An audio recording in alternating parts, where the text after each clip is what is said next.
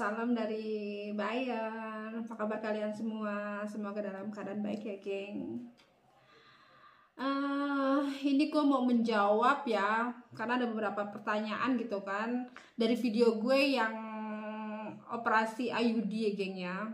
Itu mungkin ada bunda-bunda gitu kan yang kepengen tahu gitu kan. Gimana itu operasi ambil IUD itu suatu kayak gimana mungkin ya bun ya, gini. Jadi nanti di sini gue jelasin deh bun ya. Jadi ini sekalian menjawab ya, menjawab pertanyaan kalian ya.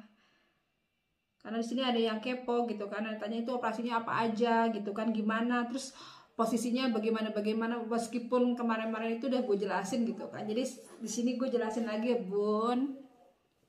Jadi ini bukan operasi yang black-blackan ya, bukan yang big happen gitu ya, bukan. Jadi operasi ambil IUD ini gitu kan, waktu gue kan pernah merasakan, istilahnya bukan operasi ya, apa sih namanya ya, waktu gue pertama gue ke klinik ya, di klinik gue ini karena posisi IUD-nya pindah gitu kan, dan juga benangnya itu udah mengecil gitu kan, mungkin agak sedikit menjauh kan, jadinya susah dicabut gitu kan, jadi sudah berpindah tempat memang gitu kan, tapi masih sekitaran situ, cuma pindah tempat gitu kan. Jadi di klinik itu pakai ini aja, pakai peralatan yang manual gitu kan, jadi gue merasakan itu. Jadi di kayak gimana sih kan, Meki kita dibengkek begini gitu kan, itu dicabut-cabut gitu kan, dicari-cari itu apa benangnya gitu kan, dan nggak ketemu. Itu kurang lebih sekitar 30 jam ya, cuman nggak yang 30 jam nonstop, nggak berhenti gitu kan. Dan gue merasakan sakit yang luar biasa gitu, karena gue pikir gue gini, ini gue ngerasa kayak daging gue kecabut gitu kan, karena begitu ngeliat kan si dokter ngeletakin pinset gue gitu kan, itu ada darah gitu kan. Jadi gue berpikir gue kayaknya horor banget, udah gitu sakitnya tuh luar biasa gitu kan, sakitnya dan ngilu gitu kan. Akhirnya gue give up, kata dokter juga masih are you okay, kata dokter. Gue nggak oke aja, gue bilang gue nggak kuat, gue give up, gue nangis gitu kan. Ya udah, akhirnya si dokter rekomendasiin gue dah gitu kan, karena di dokter besar, di rumah sakit besar gitu kan, itu peralatan pasti komplit, ada bius segala macem. Akhirnya gue dirujuk lah ke sana gitu kan. Setelah gue dirujuk di sana, itu gue pembiusan total gitu kan, tapi bukan bius yang dari kromosom, bukan. Kalau yang dari kromosom itu gue pernah waktu gue sesar, itu bener-bener tuh bener-bener yang apa ya, bius, bukan bius total, malahan bius apa ya, bius yang setengahnya doang, tapi yang sakit banget dari tulang sumsum gitu, sakitnya luar biasa. Itu lebih horor gitu kan. Cuman waktu di IUD kemarin itu setahun yang lalu gengnya kurang lebihnya gitu kan, itu gue bius total gitu kan, dan gue tidak merasakan apa-apa gitu kan. Dan ya udah, begitu gue melek itu IUD gue udah lepas dan gue tidak merasakan. Dan bukan yang dioperasi black-blackan, bukan ya bun, karena gini loh, karena IUD gue posisinya cuma pindah di sekitaran situ doang. Tapi memang bisa terjadi gitu kan, bisa terjadi kalau si IUD ini bener-bener udah lepas kontrol, dia tuh pindah ke mana-mana gitu, lari-larian bun. Itu bisa terjadi bun, ada kasusnya kok gitu kan, ada kasus dari sekiannya banyak pengguna IUD, itu ada yang seperti itu gitu kan. Jadi mau nggak mau itu harus di black, jadi ngikutin arahnya kemana, itu yang harus di black dan diambil langsung gitu kan.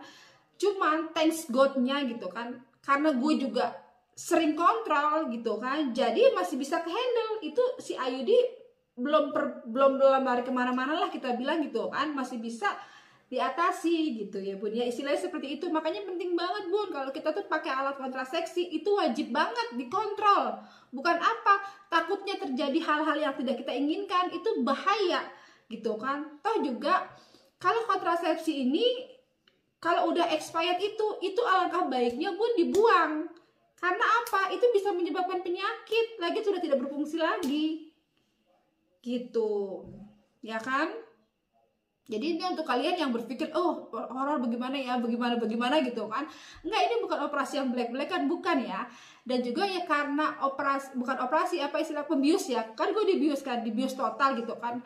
dan itu 3 harian ya, 3 hari gue bed rest, bener-bener bed rest gitu kan, harus bener-bener istirahat gitu kan, karena masih apa ya, spanning gitu ya namanya, abis kena bius gitu kan, ngeplay gitu IG-nya, masih ngeplay 3 hari, jadi gue bener-bener bed rest, istirahat di rumah, gak kemana-mana gitu. Jadi seperti itu, geng. Jadi bukan yang big happen gitu ya, bukan gitu kan, cuman buat kalian ya yang memang nggak bisa menahan rasa sakit gitu kan, lebih baiknya kalian minta untuk dibius itu, biar kita nggak ngerasain gitu kan ya, berapa lama yang penting kita nggak ngerasain gitu kan. Karena jujur sekitar 30 menitan ya, itu gue ngerasa tuh sakitnya luar biasa, geng, dicabut-cabutin itu, jadi cari-cari gitu kan, sakitnya aduh, sampai sekarang gue masih agak, makanya gue trauma gitu kan.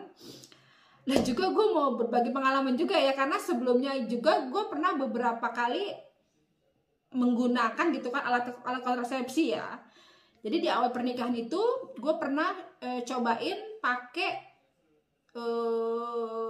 suntik KB ya, suntik KB untuk 3 bulan gitu kan. Kalau kontrasepsi begini jangan, ada baiknya jangan coba-coba bun, lebih baiknya konsultasi ke dokter. Ini kesalahan gue luar biasa gitu, karena gue nggak tahu kan, karena gue pikir suntik mungkin nggak terlalu efeknya, ini pakai, karena gue pikir gue minum obat, minum pil nggak mungkin, karena kan gue tipe ke orang yang nggak bisa konsisten sama waktu gitu kan. Jadi gue pikir gue ya udah gue suntik aja gitu kan. Ternyata dengan adanya suntik ini gitu, itu jadi bikin kacau hormon gitu kan. Jadinya ya udah, akhirnya gue konsultasi ke dokter gitu kan, karena di awal pernikahan itu gue memang belum mau punya anak. Karena apa? Karena gue mau prepare dulu gitu kan, gue mau prepare di Jerman tuh seperti apa gitu kan. Ya setelah berapa bulan menikah, tiba-tiba gue mau punya anak gitu kan. Ya udah, setelah mau punya anak, akhirnya gue konsultasi ke dokter. Akhirnya dokter bilang gue harus menunggu 2-5 tahun gitu, karena hormon gue yang dirubah dari si suntikan ini gitu kan. Ternyata efeknya juga dahsyat, geng, dari suntik hormon ini. Ya sudah, so far selama 2 tahun itu gue langsung punya anak ya, karena memang tubuh gue, hormon gue udah oke lagi gitu kan. Dan setelah melahirkan gitu kan, pakai gue mencoba, meskipun gue tahu nih alat kalau minum ini gue kasih, kayaknya gue nggak konsisten sama waktu gitu kan, tapi ya udah, lama nggak mau gue cobalah minum gitu kan, minum si pil ini gitu kan. Begitu minum pil ya seperti yang saya duga, ternyata gue nggak konsisten sama waktu gitu kan. Akhirnya ya udah, berapa kali gue lupa, akhirnya gue stop minum pil. Setelah itu gue beralihlah ke karet alias kondom gitu kan. Terus gue pikir gue gak suka gitu kan, dan suami gue pun gak suka gitu kan. Akhirnya kita cuma beberapa bulan, akhirnya kita stop juga pakai itu. Sampai akhirnya kita konsultasi ke dokter. Akhirnya dokter menyarankan gue pakai si IUD, dan ternyata pakai si IUD pun gue bermasalah gitu kan. Meskipun ini IUD gue, ini rekomendasi banget dari dokter ya, karena ini bagus banget diantara alat kontrasepsi yang lain gitu kan. Tapi tidak menjamin, geng, karena ya ini gue diberikan rasa trauma seperti ini gitu kan. Akhirnya gue nggak pakai lagi, meskipun gue baru beli, karena gue pikir sebelumnya gue prepare gue mau pakai lagi kan. Setelah gue tahu gue bermasalah, akhirnya gue trauma dan tidak mau pakai lagi gitu bun ya. Jujur ya, kalau gue memang ada rasa ketraumaan seperti ini gitu kan. Ini pengalaman gue gitu kan, menggunakan si IUD ini gitu kan. Dan karena kenapa gue bisa ngomong gini, karena pengalaman gue pernah ngalamin, jadi gue rasa takut gitu, karena gue ngalamin sendiri gitu kan. Jadi buat kalian yang belum ngalamin ya, jangan horor dulu, bisa jadi di kalian nggak masalah gitu kan, bisa jadi gitu kan. Dan sorry bun, batuk, ini semangat banget soalnya gitu kan. Jadi buat saat ini gue nggak pakai KB-KB-an ya, gue pakai KB alami, yaitu apa? Cabut mencabut ya kan, atau gue pakai sistem kalender gitu aja, yang manual bun ya.